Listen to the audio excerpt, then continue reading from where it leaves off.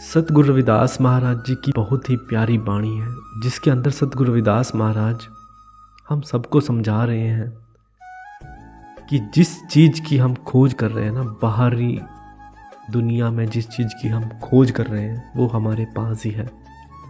सतगुरु रविदास महाराज जी अपनी लाइनों में क्या लिखते हैं?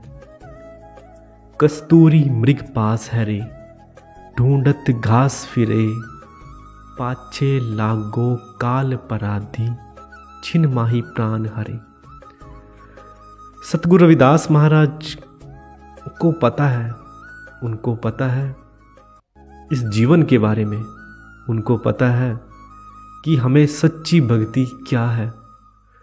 तो अपनी सच्ची भक्ति को वो हमारे पास अपनी वाणी के द्वारा, अपनी वाणी जो उन्होंने लिखी है उसके द्वारा हमें समझाना चाह रहे हैं। सतगुरु रविदास महाराज जी कह रहे हैं कि हिरनी की नाभि में कस्तूरी होती है। उन्होंने एग्जाम्पल दिया है हिरनी का, कि जो कस्तूरी मृग होता है ना, जो कस्तूरी हिरनी होती है, कस्तूरी उसके अंदर ही होती है, लेकिन वो उसकी खुशबू में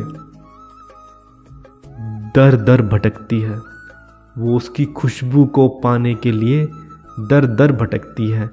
ऐसे ही हम इंसान हैं दोस्तों। हमारे पास सतगुरु रविदास महाराज ने बताया कि हमारे पास सब कुछ है। सतगुरु रविदास महाराज ने एग्जाम्पल दिए हैं बहुत बड़े बड़े। सतगुरु रविदास महाराज ने बोला कि पानी से ही तरंग पैदा होती है, लेकिन उसका जो एक्चुअली रूप है वो तो पानी ही रहेगा। समंदर और नदी में कोई फर्क नहीं है तो समंदर भी नदी का रूप ही। सोना और सोने से बने हुए आभूषण में कोई फर्क नहीं है तो वो सोने का ही रूप है। सतगुरु रविदास महाराज हमें उस परम पिता परमेश्वर से जोड़ने के लिए समझा रहे हैं कि है हिरनी की नाभि में कस्तूरी होती है और वह बाहर घास पर उसे ढूंढती फिरती है। इस तरह ही प्रभु हमारे सबके अंदर हैं। वो हमें बाहर किसी मंदिर मस्जिद में नहीं मिलने वाले, प्रभु हमारे अंदर ही हैं। वो अगर हमें मिलेंगे तो हमें अपने अंदर ही उसको ढूंढना पड़ेगा। जैसे कस्तूरी दर दर भटकती है, वैसे ही सतगुरु रविदास महाराज हमारे गुरु ने हमें समझाया है कि जिस चीज़ को हम ढूंढने के लिए बाहर भटक रहे हैं ना, वो हमें हमारे अंदर ही मिलेगी। सतगुरु जी आगे क्या लिखते हैं? पाछे लागो काल पराधी, छिन माही प्राण हरे।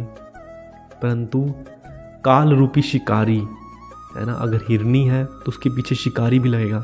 अगर हम हैं तो दोस्तों हमारे ऊपर काल का साया 24 घंटे रहता है ना। एक पलक झपकते ही तुम्हारे प्राण छीन लेगा वो शिकारी है, जो हमारे पीछे लगा हुआ है, वो 1 मिनट में ही आपके प्राण छीन लेगा। तो इसलिए बोल रहे हैं इस समय रहते हुए ही प्रभु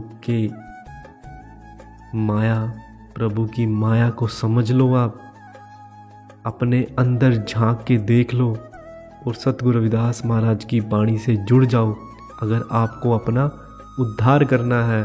क्योंकि दोस्तों सतगुरु रविदास महाराज की वाणी में हर चीज़ लिखी हुई है। उन्होंने हर चीज़ के बारे में लिखा है, उन्होंने कोई दिखावटी चीज़ें नहीं लिखी हैं। इसलिए तो दोस्तों संतों में संत शिरोमणि सतगुरु रविदास महाराज।